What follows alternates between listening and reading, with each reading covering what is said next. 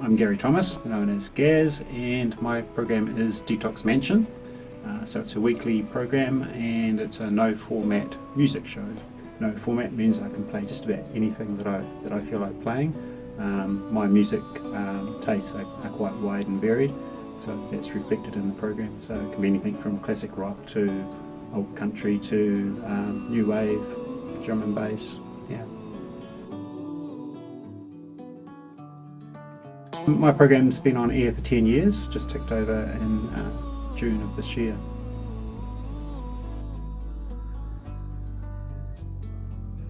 Yeah, I pre-record my show, usually on a Saturday morning, and it is on a Thursday. That just gives me a bit more flexibility with my time, and I'm not restricted to actually being in a particular place at a particular time. So I just like the freedom that pre-recording allows me, and being a bit of a perfectionist also allows me to chop out all the ums and ahs and tighten the program up. Basically, there's various sound bites on there of different tracks. Usually I can get between 14 and 15 tracks on a 55-minute program. So each one of those represents a song, so I can't read with my eyesight, but various songs, and then the smaller ones are my sound bites or voiceovers. I generally do 2 songs grouped together, and then a voiceover, and then another 2 songs. Sometimes I'll split that up and just do the one song with a voiceover. The information is really about who the artist is, if it's an older track, when it was first released, what album it's from, as I said, what artist, and maybe a little bit about the artist as well. I love it. Ron Gallo and Young Lady, You're Scaring Me. Do check out his album, Heavy Meta, definitely worth a listen. Alrighty, well here's something new. English singer-songwriter Jane Weaver. She's got a mighty new album out, Modern Cosmology. She's been around a while. This is her 8th album and it's on high rotate at home. From the album, here's Jane Weaver and HAK. So it's probably about 2.5 hours on a Saturday morning to get the show ready.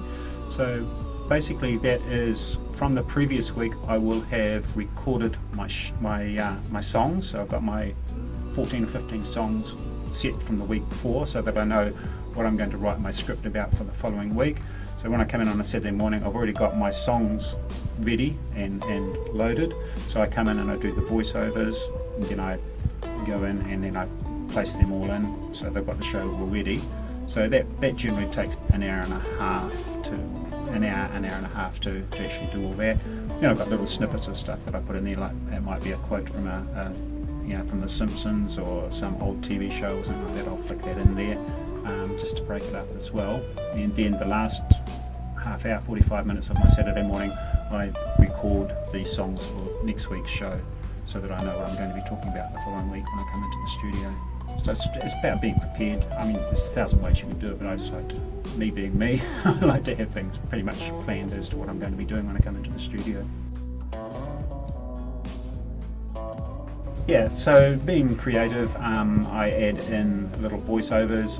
As I said, it could be something from a TV show, it could be just an old quote from an old movie, like something from Casablanca, or something quirky, something from Big Bang Theory. Just little snippets, just to break it up. I like to keep the program as light and interesting as possible.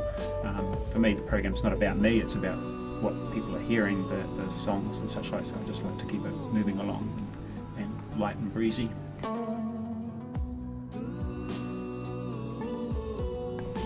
Okay, so one segment I have on the show is called What's This Then? So it's my opportunity to look back into the past and play some sometimes cringeworthy track from the past. Coming up this week I've got, would you believe, the Bee Gees and Massachusetts. So I've got an intro to that which sounds like this. Detox Mansion, a little box at the top of the stairs production. What's this then?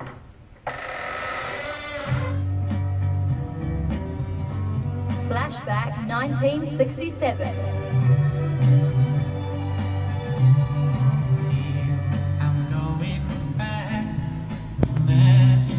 So that's just a little segment that I have, just allows me to delve into the past with some old songs, and occasionally, probably about once every 6 or 8 weeks, I'll do a whole program just based on old tracks. And it can be anything from old blues numbers. It's not necessarily the Bee Gees. It's just basically a lot of those old, lost and forgotten tracks that people go, oh, I remember that. Haven't heard that for a while. I would imagine early teens through to 60 plus. So it's quite wide and diverse, pretty much like the music. It can get a bit noisy. I like my heavier songs, so usually towards the end of the program, the last couple of tracks are usually quite loud, so that might turn some people away. But yeah, if you don't like this track, you'll probably like the next. I've got a fairly diverse music collection at home, collecting vinyl and then into CDs since my teens. I use magazines like Uncut Magazine, Mojo Magazine, Rolling Stone to a degree, just to give me some ideas of what's happening in the music world as well.